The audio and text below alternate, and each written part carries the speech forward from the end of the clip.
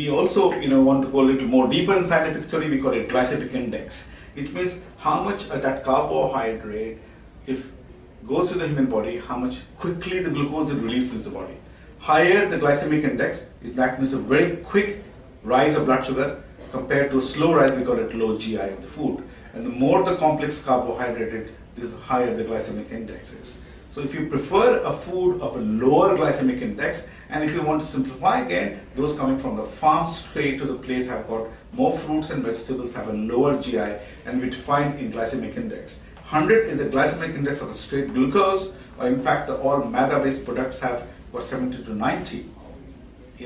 And the more you refine it, like cornflakes and white bread is equivalent to almost like a glucose, which runs in 80s glycemic index. That's a high glycemic index food should be avoided compared to the low glycemic food index. The typical example, I always take the sweet potato because it sounds sweet, it tastes sweet, but it has high complex carbohydrate.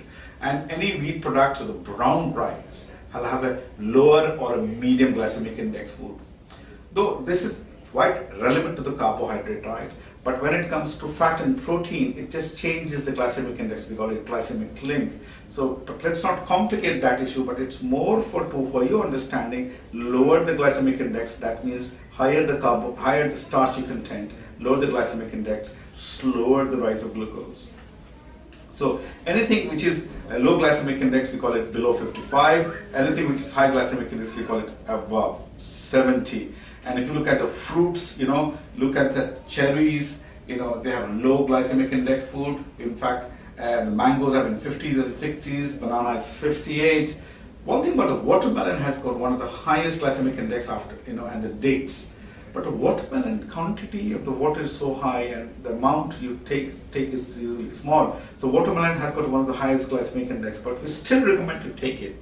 Mainly because the amount of watermelon usually, because of the water content is not that high. So that's why it's very important to continue all fruits and vegetables, including all fruits, including apple, have just glycemic index of 34, strawberries 40s, kiwi fruits, which is equivalent to chikus around 50s, papaya is 60, banana is 58. There can be variations between how much sweet it is, but that's what the standard mechanism. And I don't expect you to know all this in detail, but it's just to clarify the concept that the majority of the fruits are good for you and you must eat fruits, a couple of fruits a day. And the vegetables have, because we're not able to digest these vegetables, so some of them hardly gives them any calories, be it cauliflower, be it cabbage and broccolis, very low glycemic index, be it raw carrots, boiled carrots, the more you boil it, easier for us to digest. That's why there's a difference between raw carrot is 16 versus boiled carrots is 41. But what I will strongly recommend, this slide is telling you that more vegetables, more fruits.